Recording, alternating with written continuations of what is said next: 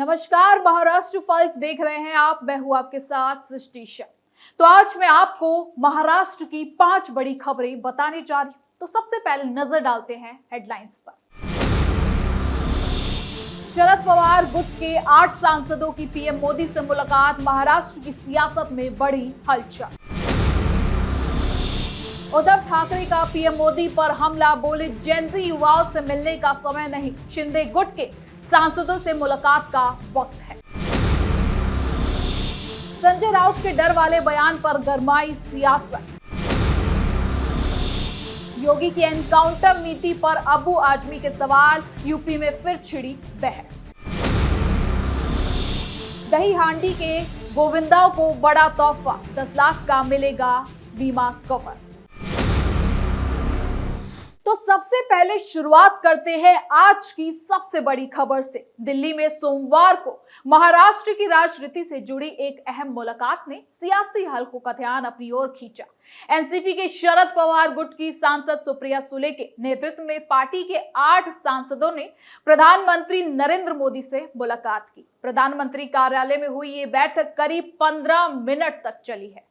इस मुलाकात को लेकर राजनीतिक चर्चाएं इसलिए भी तेज थी क्योंकि एक तरफ संसद का मॉनसून सत्र चल रहा है और दूसरी तरफ महाराष्ट्र से जुड़े कई खास मुद्दे लगातार उठाए जा रहे हैं। हालांकि बैठक के बाद सुप्रिया सुले ने साफ किया कि प्रधानमंत्री के साथ किसी राजनीतिक मुद्दे पर चर्चा नहीं हुई। उन्होंने कहा कि सांसदों ने अपने अपने क्षेत्रों और महाराष्ट्र से जुड़े अटके जनहित के मुद्दों को प्रधानमंत्री मोदी के सामने रखा। साथ ही बैठक की शुरुआत में प्रधानमंत्री नरेंद्र मोदी ने सुप्रिया सुले से उनके पिता और वरिष्ठ नेता शरद पवार की तबीयत के बारे में जानकारी ली। पीएम मोदी ने शरद पवार के लंबे राजनीतिक सफर और उनकी कार्यशैली की भी सराहना की। इसके बाद सांसदों ने महाराष्ट्र के कई अहम मुद्दे प्रधानमंत्री नरेंद्र मोदी के सामने रखे। इनमें महात्मा ज्योतिराव फुले, सावित्रीबाई फुले, अन्ना भाऊ साठे और राष्ट्र संत तुकडोजी महाराज को भारत रत्न देने की मांग भी सामने आई। इसके अलावा बीड जिले में पानी की समस्या, पीएम केयर्स फंड से गंभीर बीमारियों के इलाज के लिए मिलने वाली सहायता, नवी मुंबई अंतर्राष्ट्रीय एयरपोर्ट के नामांकन और महाराष्ट्र की कई बड़ी इंफ्रास्ट्रक्चर परियोजनाओं को रफ्तार देने की मांग भी उठाई गई। Nashik Pune high speed rail, Pune Nashik metro, JNPT और कल्याण मुरबाड रेलवे लाइन जैसे प्रोजेक्ट भी चर्चा में रहे। साथ ही किसानों से जुड़े मुद्दों में प्याज की कीमत और बीड़ में सूखे की स्थिति का मामला उठाया गया, जबकि स्वास्थ्य से जुड़े मुद्दों में महाराष्ट्र में कैंसर के इलाज की सुविधाओं के विस्तार की मांग सामने रखी गई। मुलाकात के बाद सुप्रिया सुले ने दोहराया कि ये बैठक राजनीतिक नहीं बल्कि महाराष्ट्र और जनता से जुड़े मुद्दों को प्रधानमंत्री मोदी तक पहुंचाने की थी। वहीं महाराष्ट्र की मुख्यमंत्री देवेंद्र फडणवीस ने भी कहा कि मुलाकात को काफी पॉजिटिव बताया है और कहा है कि प्रधानमंत्री पूरे देश के होते हैं और विपक्षी सांसद भी उनसे अपने क्षेत्र के कामों को लेकर मिल सकते हैं। ऐसे में इस मुलाकात को लेकर राजनीतिक अटकलें भी तेज हो गई हैं, लेकिन शरद पवार गुट ने फिलहाल इसे महाराष्ट्र के विकास और जनहित से जुड़े मुद्दों पर बैठक बताया। अब आगे बढ़ते हैं अगली खबर की ओर, जहां महाराष्ट्र की राजनीति में एक बार फिर से बयानबाजियां तेज हो गई हैं। शिवसेना यूबीटी प्रमुख उद्धव ठाकरे ने प्रधानमंत्री नरेंद्र मोदी पर तीखा हमला बोला। उद्धव ठाकरे ने आरोप लगाया कि प्रधानमंत्री मोदी के पास दिल्ली के जंतर मंतर पर प्रदर्शन कर रहे जेनजी युवाओं से मिलने का समय नहीं है, लेकिन उनकी पार्टी से अलग होकर एकनाथ शिंदे गुट में शामिल हुए सांसदों से मुलाकात करने का समय है। आपको बता दें कि मुंबई में प्रेस कॉन्फ्रेंस के दौरान उद्धव ठाकरे ने प्रधानमंत्री मोदी की शिंदे गुट के सांसदों से हुई मुलाकात पर सवाल उठाए। उन्होंने कहा कि उनकी पार्टी से जुड़े अयोग्य और नेतृत्व विवाद का मामला पिछले करीब 4 सालों से सुप्रीम कोर्ट में लंबित है और अब इसकी सुनवाई आखिरी चरण में पहुंचती दिखाई दे रही है। ऐसे समय में प्रधानमंत्री की ओर से शिंदे गुट के सांसदों से मुलाकात और उन्हें आश्वासन दिए जाने पर उद्धव ने सवाल खड़े कर दिए हैं। साथ ही ठाकरे ने यह भी आरोप लगाया है कि शिंदे गुट के सांसदों को प्रधानमंत्री की ओर से यह भरोसा दिया जा रहा है कि उन्हें डरने की जरूरत नहीं है और वो उनके साथ खड़े हैं। उद्धव ने सवाल उठाए कि आखिर इस तरह का संदेश किसके लिए है। केंद्रीय नेतृत्व के लिए, महाराष्ट्र सरकार के लिए या उन लोगों के लिए जो भविष्य में राजनीतिक दलों में बगावत करना चाहते हैं। अब इसके साथ ही उन्होंने आशंका भी जताई है कि इस तरह का राजनीतिक समर्थन दल बदल को बढ़ावा दे सकता है। हालांकि उद्धव ठाकरे ने कहा कि उन्हें न्यायपालिका और भारत के मुख्य न्यायाधीश पर भरोसा है, लेकिन प्रधानमंत्री की इस मुलाकात की मंशा को लेकर उनके मन में कई सवाल भी जरूर है। अब इस बयान के बाद महाराष्ट्र की सियासत में एक बार फिर शिवसेना, यूबीटी और बीजेपी के बीच टकराव बढ़ने के आसार हैं। जेनजी प्रदर्शन, शिंदे गुट के सांसदों से मुलाकात और सुप्रीम कोर्ट में चल रहे शिवसेना विवाद ने राजनीतिक माहौल को और ज्यादा गर्मा दिया है। खबरों में आगे बढ़ते हैं, जहां संजय राउत का एक बयान फिर से सामने आया है, जिसने एक बार फिर विपक्ष की राजनीति और उसकी भाषा को लेकर कई सवाल खड़े कर दिए हैं।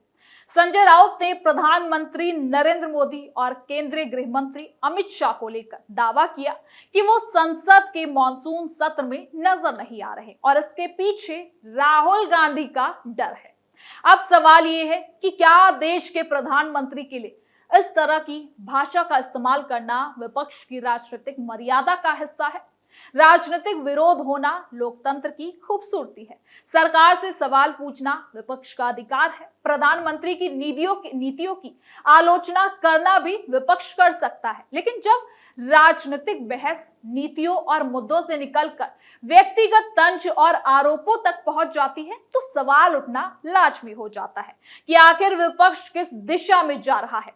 अब संजय राउत का बयान भी इसी वजह से सुर्खियों में है। प्रधानमंत्री मोदी को लेकर डर जैसे शब्दों का इस्तेमाल करते हुए राहुल गांधी का नाम जोड़ना क्या वास्तव में किसी गंभीर राजनीतिक मुद्दे को उठाता है या फिर सिर्फ ये सुर्खियां बटोरने वाला एक बयानबाजी है? क्योंकि विपक्ष अगर सरकार को घेरना चाहता है तो उसके पास महंगाई, रोजगार, अर्थव्यवस्था, विदेश नीति, कानून व्यवस्था और संसद में लंबित मुद्दों जैसे तमाम मुद्दे हैं। इन मुद्दों पर सरकार से जवाब मांगना लोकतांत्रिक तरीके का हिस्सा है, लेकिन प्रधानमंत्री किससे डरते हैं जैसे सवालों को राजनीतिक हथियार बनाना क्या जनता के लिए असली मुद्दों से ध्यान भटकाने जैसा नहीं? खास बात तो यह है कि प्रधानमंत्री नरेंद्र मोदी और बीजेपी नेताओं के खिलाफ विपक्ष पहले भी कई बार तीखी भाषा का इस्तेमाल कर चुका है। ऐसे में सवाल सिर्फ एक बयान का नहीं बल्कि राजनीतिक संवाद की पूरी संस्कृति का है, क्योंकि लोकतंत्र में सरकार से सवाल पूछना जरूरी है, लेकिन सवाल ये भी कि सवाल पूछने का तरीका आखिर कैसे हो। महाराष्ट्र फाइल्स में अगली खबर की ओर बढ़ते हैं तो आपको बता दें कि उत्तर प्रदेश की योगी सरकार की एनकाउंटर नीति को लेकर एक बार फिर से सियासत गर्मा चुकी है। समाजवादी पार्टी के नेता अब्बू आजमी ने यूपी में पुलिस की कार्रवाई और एनकाउंटर को लेकर सवाल खड़े कर दिए हैं। उन्होंने सरकार की कानून व्यवस्था की नीति पर निशाना साधते हुए पुलिस कार्रवाई के तौर तरीकों को लेकर चिंता जताई।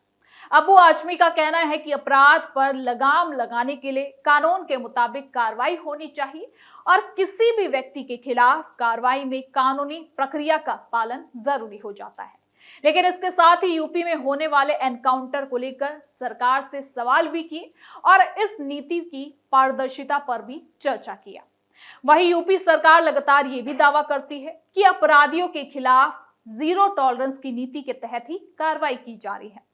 पुलिस की ओर से कई मामलों में एनकाउंटर को अपराध पर काबू की कार्रवाई के तौर पर भी पेश किया जा चुका है। अब अब्बू आजमी के बयान के बाद एक बार फिर सवाल उठ रहे हैं कि अपराधियों के खिलाफ सख्त कार्रवाई और कानून की प्रक्रिया के बीच संतुलन आखिर कैसे बनाया जाए। विपक्ष सरकार की एनकाउंटर नीति पर सवाल उठा रहा है, जबकि सत्ता पक्ष इसे अपराध के खिलाफ प्रभावी कार्रवाई बता रहा है।